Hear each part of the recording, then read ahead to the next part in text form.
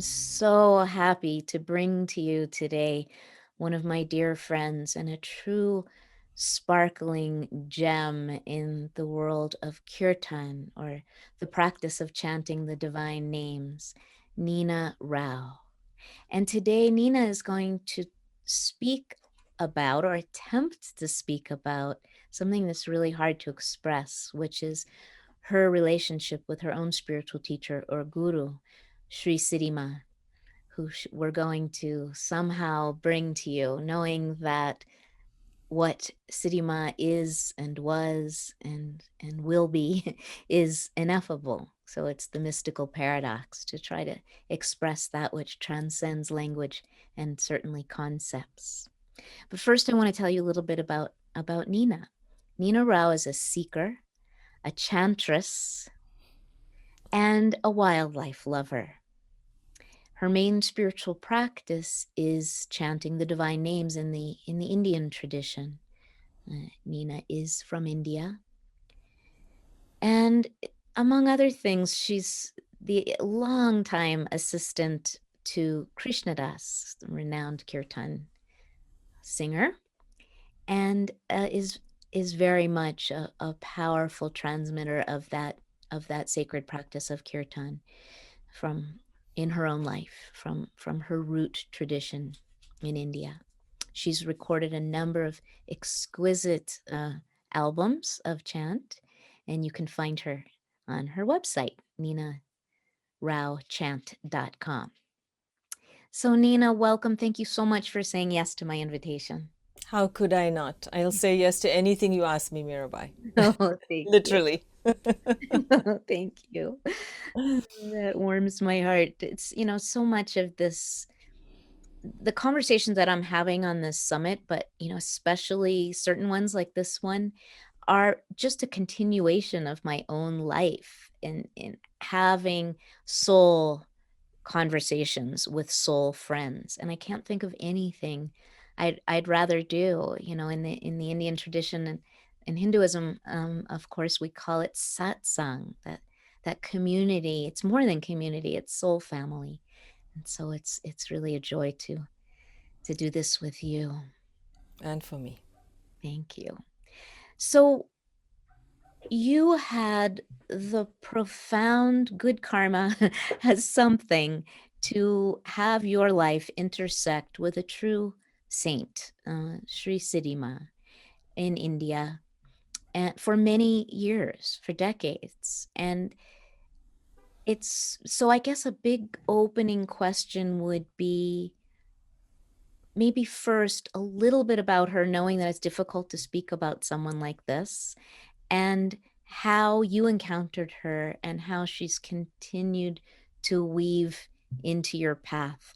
I guess the question behind the question, Nina, is that I think a lot of people yearn for a guru, or some kind of awakened being to guide our lives, like to be able to see that it is possible to be awake in this world, to have an awakened heart. And we despair sometimes of ever finding someone who can light our way. And so what, maybe as you speak about Siddhima and your relationship, you can kind of address that question, like, how do you find a guru? What is a guru? Is it somebody, do they have to have a body, or can it be a relationship, as I have, for instance, with Maharaji Neem Karoli Baba, that began shortly after he was already gone from this earth? So that's a lot. Maybe start with, who is Siddhima and who is she to you? Sure. It's an interesting question because actually there isn't very much that's written about her. And certainly in my time with her, she spent most of her time hiding herself. Hiding herself so that we couldn't find her actually in the way that we thought we had to look for her. But in the little bit that is written about her, it's said that she was born and raised in a mountain town called Almora. It's before the foothills of the Himalayas in India.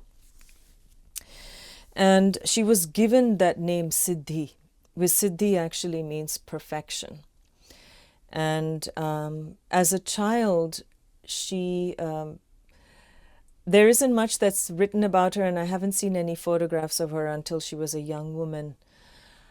But it's said that Anandamayi Ma, who is a very well-known saint in India, recognized Siddhima as a special being, and she would visit her even as a once I think Siddhima's family took her to see Anandamayi Ma, and she started dancing, and while Anandamayi Ma was singing, and I think Anandamayi Ma said, "This is Durga," when she was very young. And then as she grew older and she got married, she moved to Nainital, which is where she lived. And same thing happened. Anandamayi Ma visited and said, Durga lives there. And Maybe you could say who Durga is in case not everybody knows. sure, of course. So Durga is um, a powerful goddess a divine being in the feminine form in the Indian or Hindu tradition. And it is said that Durga itself, the root comes from the word Durgam, which is difficulty. So Durga leads us across the ocean of difficulties. And so we bow to her to help us accept and overcome the challenges in our lives. And she's often depicted as a warrior goddess with many weapons, and she's riding a tiger, and she's courageous, and she's strong, and she's fearless, but she also has wisdom. So, so that's how they spoke about her. And Maharaji said, Maharaji Neem Karoli Baba, who you refer to in your relationship as your guru, also said that about Siddhima. And, though a lot was not explained, so much came to light later after Maharaji left the body. Because while Neem Karoli Baba was seeing people recognized him as a saint, and even he hid himself. People say that he hid his full luster under that blanket that he wrapped himself in. And those who did see Maharaji back in those days didn't actually see the Ma's. He had Siddhima, this is her photograph here, along with other women who were devotees of Neem Karoli Baba, but had lived with him and actually took care of him. He kept them, they were sort of concealed in a certain way. He was out there talking to everybody, but then when he went back into the room is when he talked about all the devotees who came to see him. So they knew all the devotees just from Maharaji, but the devotees did not know the Ma's. And then when Maharaji left the body, they say that on the day that he was leaving and he knew he was going to take samadhi, he actually turned to Siddhima and he said there was a practice that he did where he wrote Ram in a notebook. That was a practice that Maharaji did every day. And he said, Ma, this is now going to be your practice. So it was a symbolic transfer of her to her of taking care of the devotees. And though she would never, ever say that, she never said that. Every time that I spent with her, it was always about how we had to, that everything was happening in Maharaji's Leela and that Maharaji could do anything. So whatever prayers we might have to offer or anything that we had to ask for, we should do it at his feet. So in our time with her, there's a longer history of Ma that's written in some of the books. One of them is The Near and the Dear. There's a little bit, and also another Indian devotee has written a book called I and My Father Are One, and there's a little chapter about her. But she did, before Siddhima came to live with Neem Karoli Baba, she did get married. She has children and she has grandchildren. So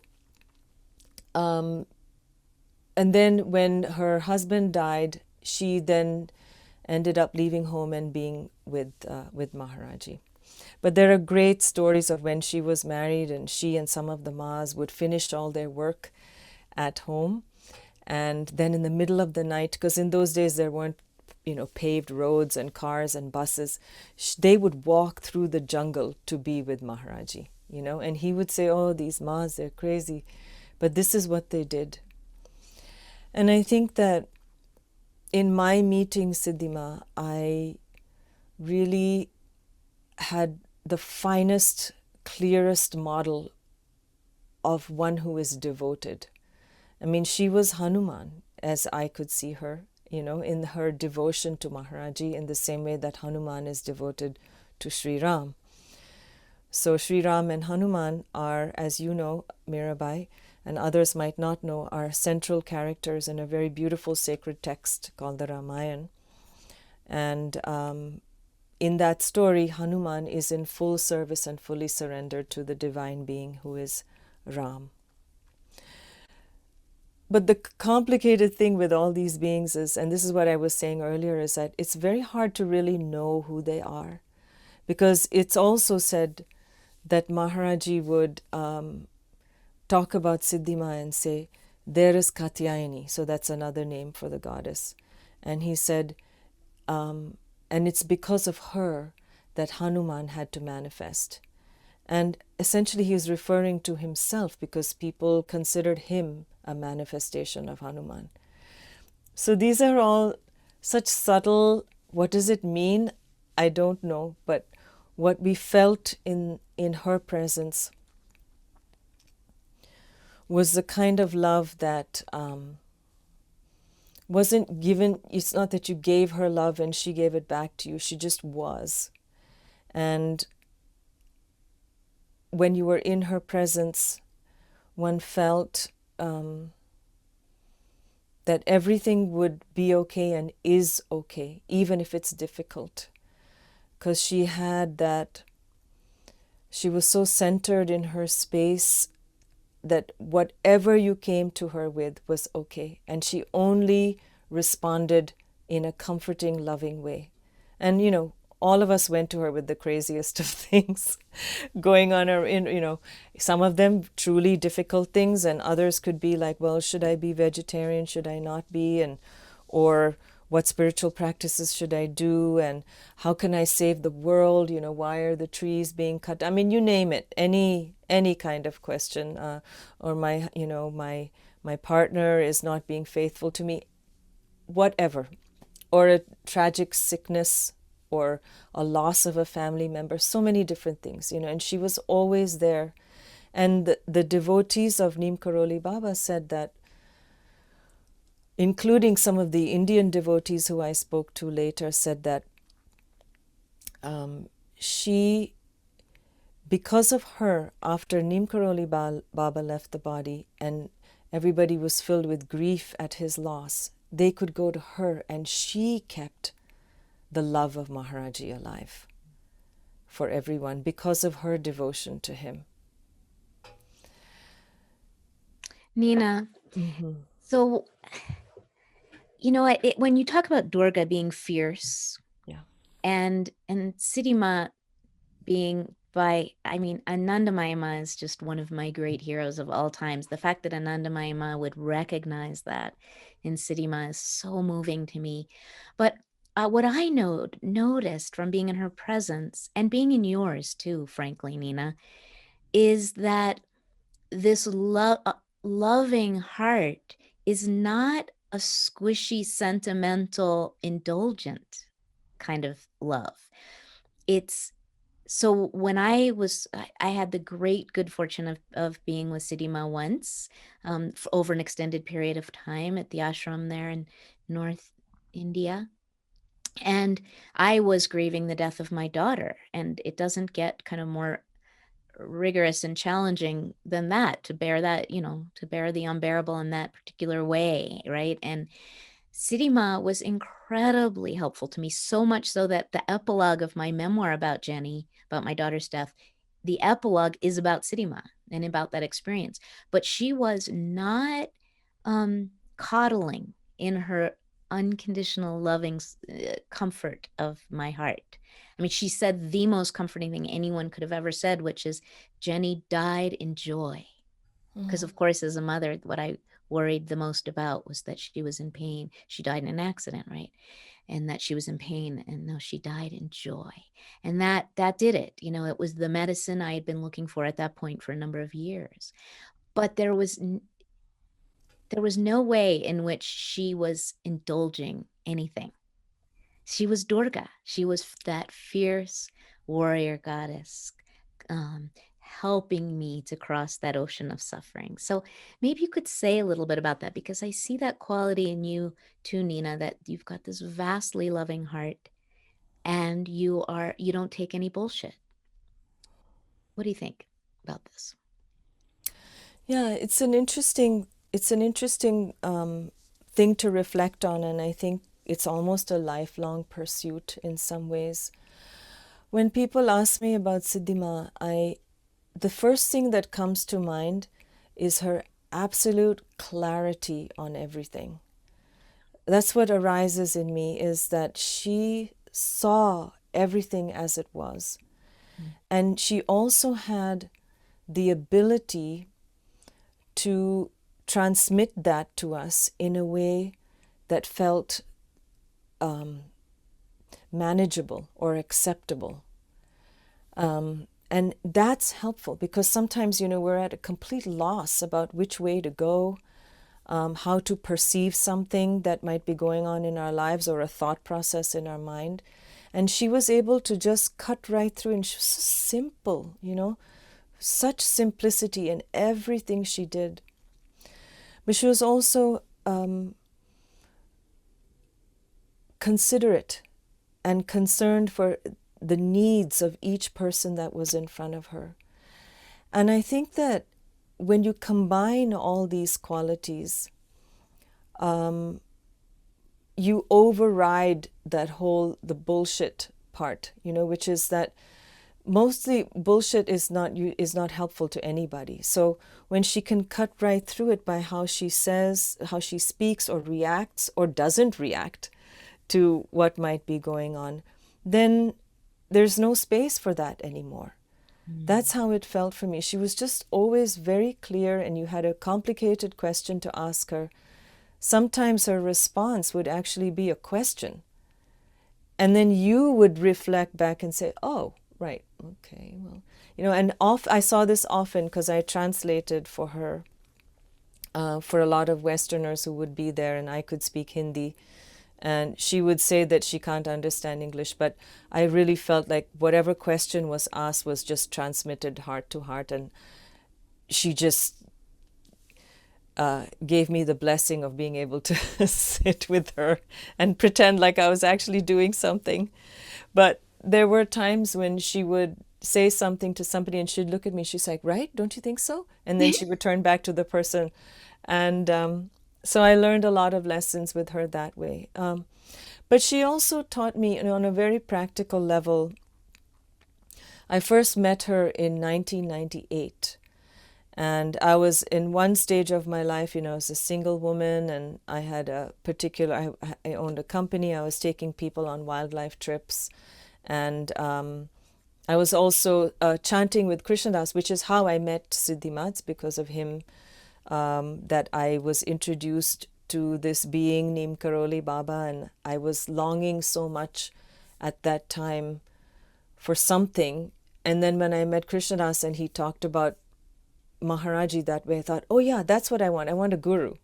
Like, almost I think we don't even know what we're searching for, but if you boil it down to its essence, we're just want to find a way to trust our own feelings and feel love, Mm. and and be considered, and so the guru helps us to shine a light on that path, and it can be a very long one. But so I said to Krishnas, I said, I feel really sad now that I've met you, because you told me that your guru's left the body. And he said, and he said what he said because he meant it, and he knows it, because he continues to feel Maharaji's presence even after Maharaji left the body. As you spoke about yourself, you felt him without having even met him. So I didn't understand that at that time. He said, you know, what you're feeling is Maharaji when you hear my chanting. And I said, yes, but I want a guru. I have to be with someone. I need to sit at their feet.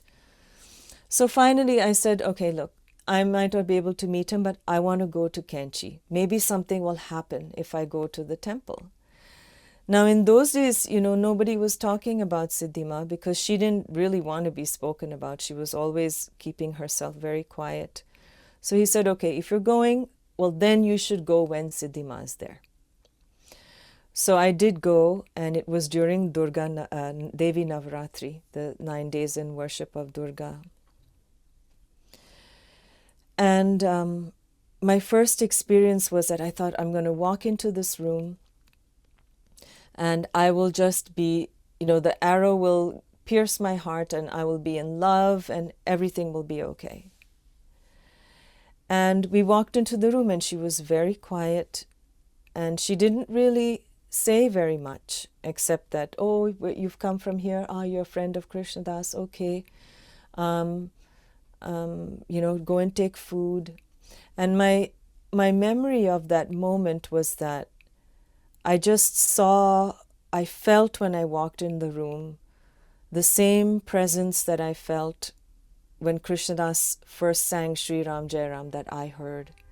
It's also the same presence that I felt when I chanted with my grandfather, you know, way before I met any of these people when I was a young kid. And I had no idea that there was such a thing as spiritual practice or a path to follow. That was, I didn't know anything about it. So we were staying at the ashram for about 3 days, and the ashram office had said to us, okay, you can stay here, but we only allow people to stay in the dharamsala for 3 days. So you'll have to get a hotel room and then you can come back and visit for puja and arti and stuff. So my friend Ambika and I went together and so the 3 days were up and we were in such bliss because the kirtanwalas were chanting in the Devi Mandir and we were sitting with them and chanting, and Devi Navratri Puja was going on, and we asked Ma, shall we do any seva? And she said, just go sing the names of God. That's your best seva. Don't worry about anything. Seva being spiritual service. Correct. I thought maybe we could cut vegetables or do some cleaning or do something, and she didn't want us to do anything. She said, just go sit and chant. So after the 3 nights, I said to Ambika, I said, let's pack up really quickly. You know, it was about 6. We used to get up very early and, you know, have bath and do all the regular rituals. And then, so I said, chai hadn't even been served yet.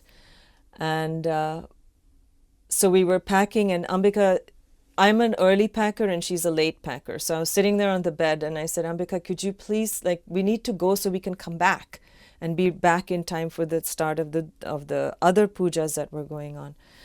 And she said, so she's just sitting there and there's a knock on the door, which at 6 a.m. was like, who's coming to the door? And it was Jaya, who is Ma's, took care of Ma for many, many years. And she comes to the door and I said, Jaya, what's up? And she said, I don't know, Ma. And she was all, her hair was not in place, and it was unusual to see Jaya, who's always so perfect. And she said, Ma didn't even let me have chai. She said, quickly, go and tell them they're about to leave. Tell them that they don't have to leave. They can stay here as long as they want. Aww. And I realized at that moment that we had never said anything to Ma about how long we were staying or anything of the sort, but she understood our wish to stay there because we were really not wanting to leave at all. And it was a simple, small gesture, but that unveiled everything for me. And I understood then that, okay, she sees what's happening here, and whatever I might be feeling, because, you know, there were feelings of, well, should we just be grateful for what we got, and why are we asking for so much, you know, all kinds of things. And she saw everything, and that changed the way that I looked at her. And we developed because I think I was expecting to have this epiphany as soon as I saw her. And it didn't happen that way. But those little things, and over the years, because I continued to go and see her every year after that, if not once, like twice a year, and spend a little time with her. She showed me in the simplest of ways how I could live my life in the best way. And mostly by just modeling how she was. Whenever a difficulty arose, she would say, do prayers, offer it to Maharaji. If I had a problem and let's say I wrote a message and I sent it to Jaya and I said, this is going on, she would say, okay, we're going to do prayers for you tonight. Ma said that's what's going to happen. So if she can do that, then why can't I? So it really carved out that path for me. Like, how do we live our lives? How do we develop a practice? And as we continue to do practice, we develop more faith in the practice. As we develop more faith in the practice, we can trust in our hearts better. This has been my experience in being with her. Do you feel like the fact that she's a woman and you're a woman has any bearing on this path at all? I think for me, it's made a very big difference knowing her as a woman and her understanding me as a woman also, because she has guided me with my work. I work with a lot of men, and before I was doing any of this spiritual practice, and I worked in banking and different things, and I've always had to struggle to find my place. And as women have to find a way to have to actually ask for what they think they're worth in terms of the work that's offered. And I always held back because I thought, well, it should just come to me if I've earned it and if I haven't, but it doesn't always have to do with that. But she was able to say in the simplest way, once she asked me something about work that I was doing, and she said, well, are they paying you enough? And it was not a question that I was asking at all. I was asking something completely different. So she read what was going on behind the scenes of my mind already. So that helped me a lot. But also, as soon as my daughter was born, she was 4 months old, and I waited until she got all the vaccines that she needed to travel to India because that's necessary. And I took her, and she was 4.5 months old, and we went there. And the first time I saw Ma, I just kind of laid her on the floor in front of her. She was tiny. And it felt very natural. There was nothing about it that was, she just kind of played with her and was talking to her. And she said to me, she said, Nina, this child already knows everything. There's nothing that she doesn't know. Your job now is to take care of her, raise her to be a capable human being, and just show her love. That's all that you have to do. And give her a good education. That was a big thing for her too. Give her a good education and make sure she's healthy.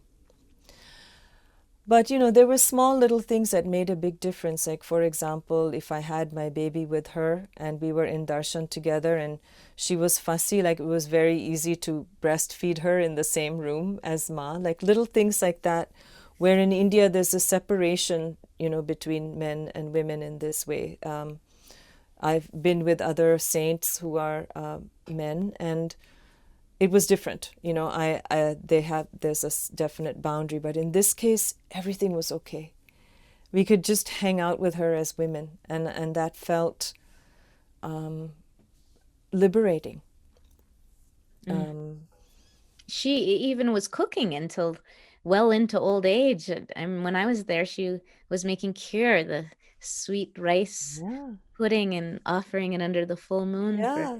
And priests. so much of the darshan like that we had would be in the kitchen, and the beans were being peeled, and she explained so much about preparing food and how it was important to be chanting if you chant while you're preparing your food.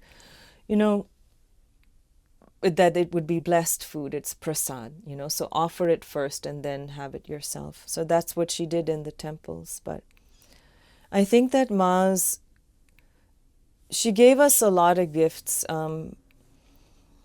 But there are two things the guru does, I think, and one is that they help to fortify our practice, whatever that might be for us. Then, like, they may not actually initiate you into something, but because of the way they've lived their lives, or because of the way the practice has manifested in themselves, it naturally guides you towards some kind of practice, whatever that might be for you.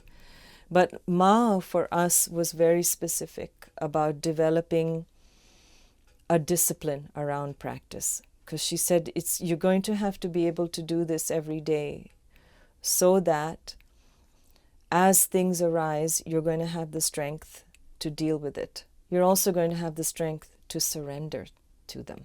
And I think, a lot of it for us is the resistance to the good things that happen and the bad things that happen. Our attachment to the good things that happen, our attachment even to the bad things that happen, and we don't know how to live in that middle space.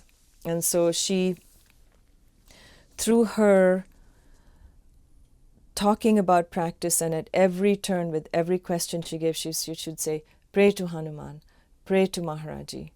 I don't know anything. Maharaji always said, pray to Hanuman. So she would always give it up.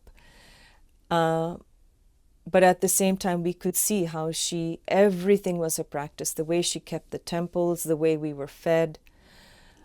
I mean, the care, every little flower, the way the gardening was done, the way the arti plates were shined, she watched everything that was going on there, her as well as Jivantima, who was with her. And it was spotless. The temple was a place where we could come and be, and it was clean and comfortable. Whatever food we needed would be prepared, in the way that we could, that it could be in the kitchen. She was always giving us prasad. She was always giving us things that we needed for practice. And I remember this one time, small things, Mirabai. I don't know, when I read your book, when I read Wild Mercy, and you were talking about the feminine, and others who have talked about the feminine, it's a very difficult thing to grasp. Like, it's so much so that it's holding everything together, and so you feel the comfort of that. So once we were in Kenchi, and usually we would get into a car and drive back to Delhi when we were leaving, and she said, so when are you supposed to leave? And I said, well, we're leaving on such and such day.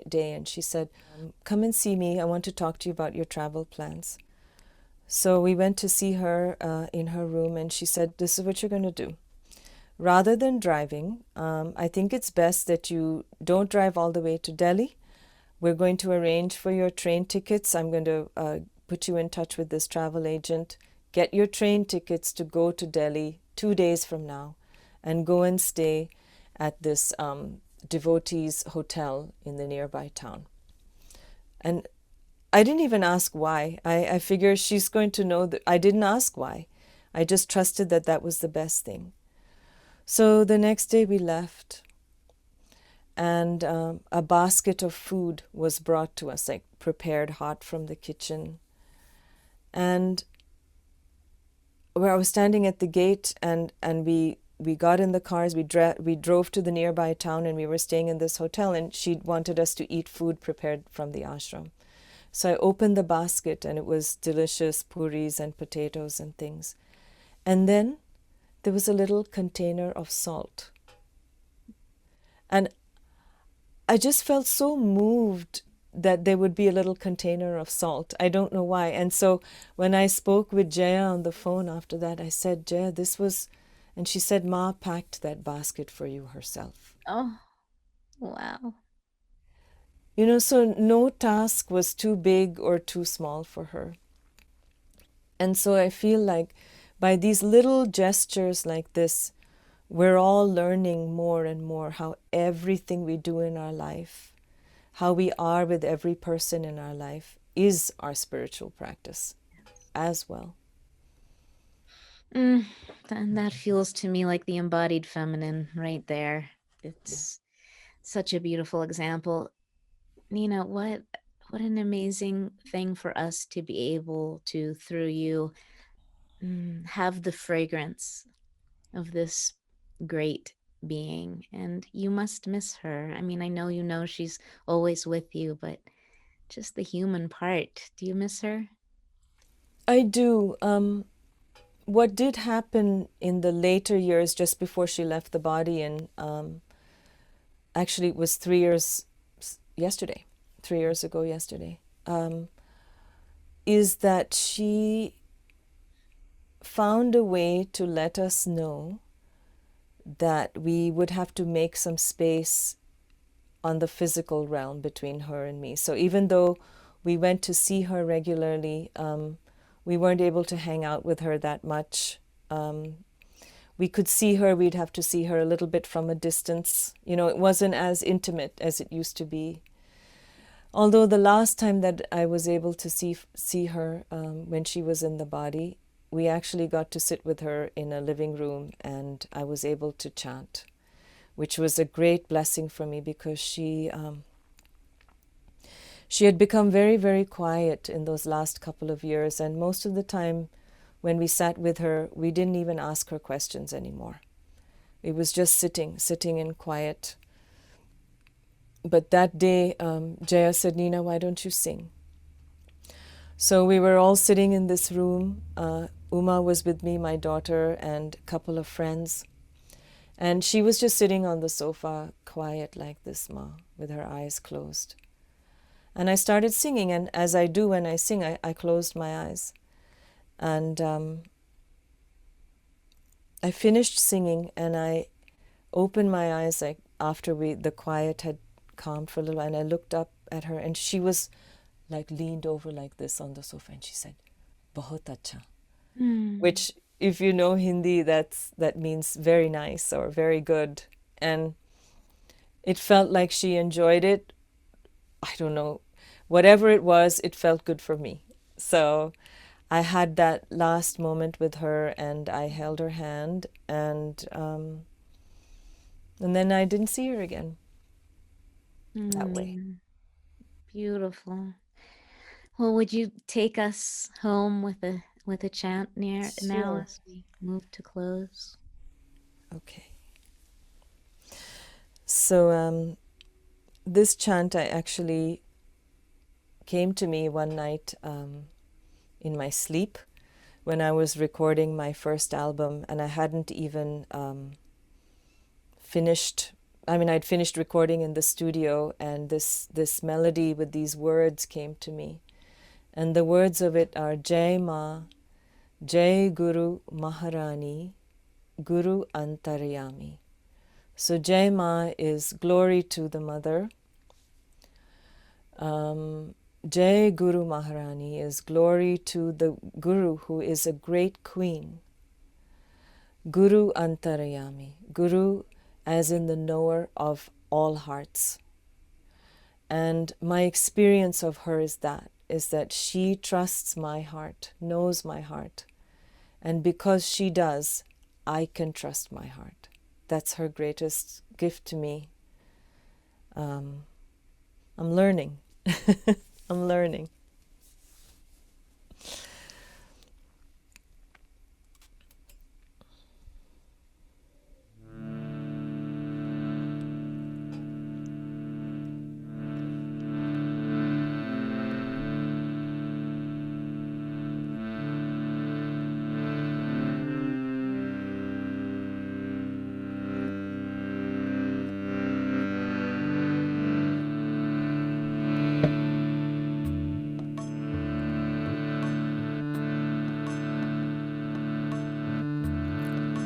Jai Ma,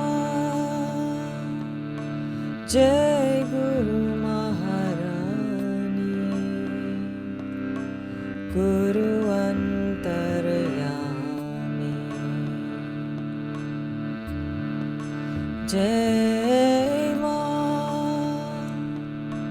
Jai Guru Maharani,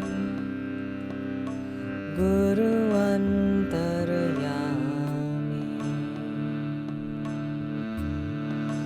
Jai Ma, Jai Guru Maharani, Guru Antaryami,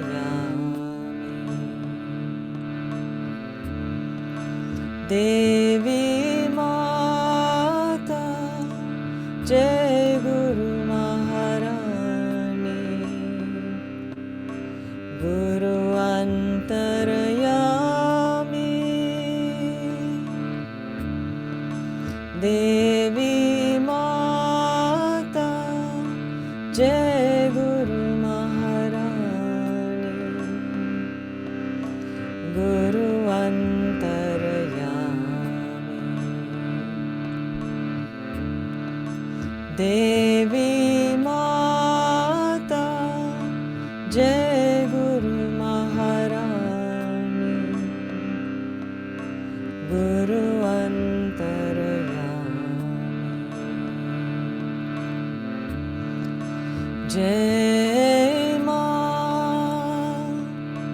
Jai Guru Maharani, Guru Antaryami, Jai Ma, Jai Guru Maharani,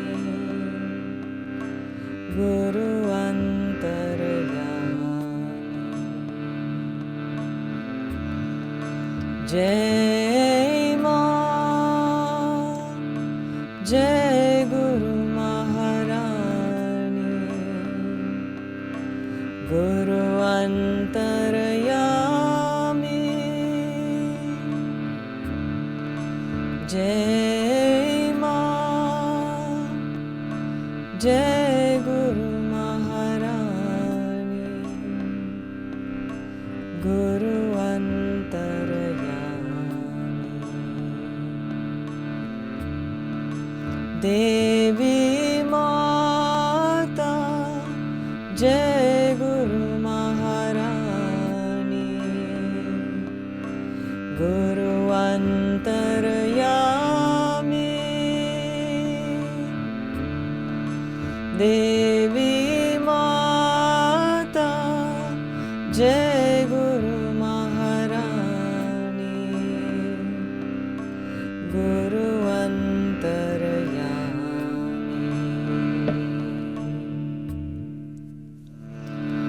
Jai Ma, Jai Guru Maharani, Guru Antaryami,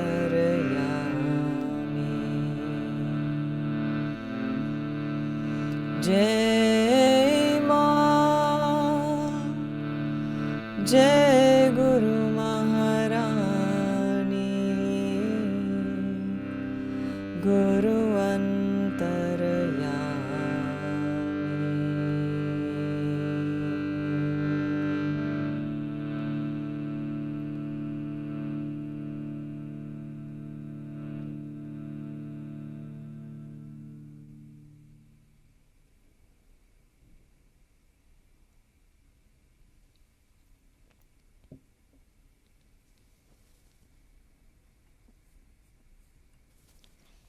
Oh, Nina, thank you. I love that chant so much. It rolls around in, I think I've told you this before, in my consciousness. Sometimes when I wake in the night, it's singing itself to me. That's how it arrived. And that's how it arrived. Yeah, Oh, thank you, dear sister, for sharing a little glimpse of your profound path, and the relationship with the guru in and beyond the body as a woman in our times. Such a gift. thank you. And I just want to say that it's really an ongoing presence. She happened to be in this body There are many stories that I've read of other saints, saints in a woman's body, like Sri Sharada Devi, for example, and you mentioned Anandamayi Ma as well, and even other saints from other traditions, and you've written about many of them. They all carry the same grace and the power of love, and I feel very fortunate to have had that, because I guess I wished for it, so they gave it to me. But I miss her, but she's still here, and it's ever growing and ongoing. She is definitely still here, and you bring her to us. Thank you, Nina. Thank you so much, Mirabai. Thanks, everyone.